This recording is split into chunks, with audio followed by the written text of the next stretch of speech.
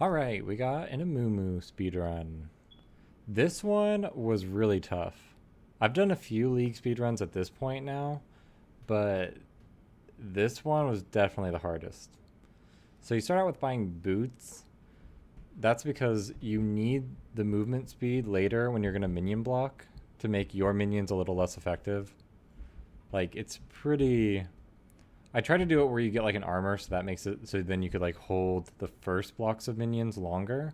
But since the goal of this run is to lose as fast as possible, the main strategy here is we gather up 3 waves of minions, then we make those 3 waves of minions hit our wave of minion. At the same time our wave of minion is hitting the enemy turret. So the first part's not too hard. Like, it's pretty simple.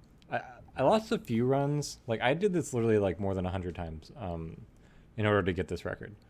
I lost a fair number of runs from messing up this first part, but this first part really isn't too difficult. The main thing you're trying to do is just, I don't know, go in a circle, make sure the minions don't leave. So they will I forget how minions work, but it's every so many seconds they decide on what they're going to do next. So if they're too far away from you, they will decide to just keep going down the lane. But if they're close enough to you, they'll choose to retarget you. And I don't know how many seconds it is, maybe like 3. You'll kind of see some of them, the little like sticks above their head will turn off and then back on for a second. That's when they're deciding what to do.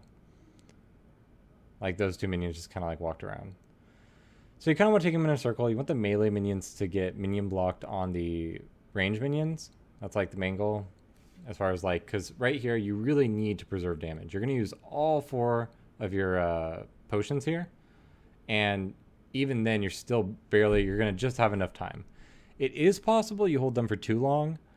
The timing of this first thing is super important, but like, this part is not too hard. Like, this part is really just like, you got to hold the minions. It's pretty standard. I hardly ever mess this up. So here comes the 3rd minion. Now this is cannon minion. It's going to do a lot more damage. The moment I'm low, like, I just push my HP low, and then I'll heal. I'll potion, I'll get away. Then I smite to get more HP. Now I'm going to kind of snake. So this snake movement will allow me to not take too much damage. But also, if you see my wave in the bottom right corner, it's not to the enemy turret yet. Like, my wave needs to be at the enemy turret. And at the same time, I need to grab Yi and Kate right now, like I'm doing, like I'm getting them to come to me. That way, they're not going to push my wave too quickly. Because the problem is, you see my wave coming right now on the tier 2 turret. It's approaching the tier 1 turret. That wave is going to intersect the enemy wave. We need that wave to intersect the enemy wave far enough away from my tower so that my tower doesn't kill any while the bots are dealing with that wave. But I mean, you can look at me. Basically, I need to just like kill a bunch of minions, or not kill minions. I need to minion block these minions. If I save a little bit of time this way, like, it saves a few autos, which is actually super important, because by the time the minions actually get to my minions get to the enemy minions, even a few autos different, it's going to make a huge difference on the actual, like, how much damage the turret takes. And then the most important thing is the cannon. That's why I left a little early. I didn't take it all the way. But the cannon is the most important, so I'm going to try to minion block this the whole way. Minion blocking these is actually pretty difficult. They can get really finicky, especially when the cannon minion can get stuck on the caster minions. Sometimes it's perfect. Sometimes the cannon minion will just push the caster minions too. Then you kind of get like 2-for-1 value on it. But a lot of times it'll just get stuck and literally be impossible to move. So because this first turret has like a bunch of plates, the minions are actually doing most of the damage, not the champions. So when my minions are doing autos, killing their minions, like, that can make a big difference at the end. Like, you see it going down from 200 to 0 in the top left corner. It's really slow. Okay, so this next part, what I need to do is I need to hold the wave a little bit. This is going to help with timing. Basically, if I don't hold this wave, it's going to make it so that I lose way more waves on the inhib turret. But I've tested this a lot. Like, I did a lot of runs where I didn't hold this wave, runs where I did, runs where I try to like try out different things. I let one minion get by. That's not good, but it ended up not being a big deal.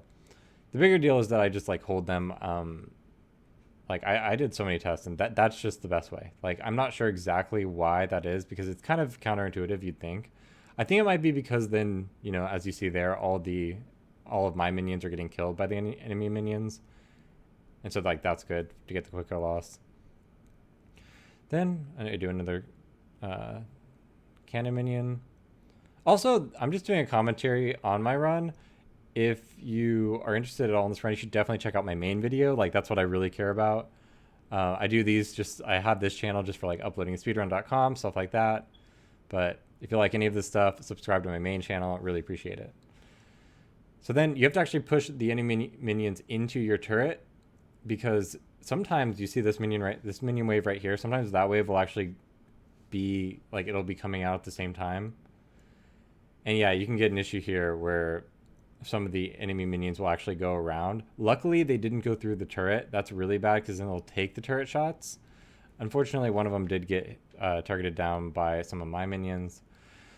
So not super ideal. But if you ever do choose to do this speedrun, I don't know if I'd super recommend it. It's kind of a pain, but there's a lot of RNG, a lot of things you can't exactly control. Like you can't exactly control how Yi and Caitlyn are going to act, but you can control most of it. I think they act in a way that's like you can definitely control it, but it can be really difficult at times. So here I'm buying 2 armors. I'm losing the boots because now I just need to survive.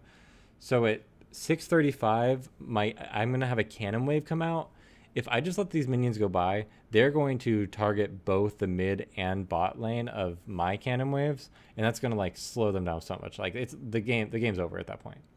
And now this is leading to the final thing. So this right here is the culmination of this run. This is what makes or breaks it. So Yi's got to get low enough. This is why I have Soraka and Shen. I flash on him.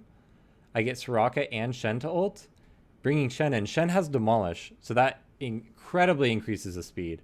On top of that, the minions, like the enemy minions at this point, they're not going to attack the Nexus. They're only going to be attacking the, like, my minions.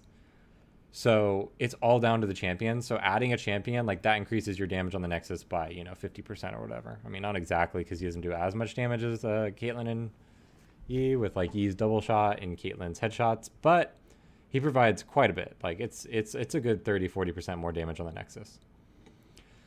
So at this point, I'm just sitting in base, just praying that everything went well. Like the biggest thing was that last skip where I got Shen to come in and I made Yi not die. The reason why I took so many runs was just Yi was dying, Shen would not come in, Shen would go back to his lane, Yi would recall. Like it was just a bunch of nonsense. But I get a 754, and that is the world record.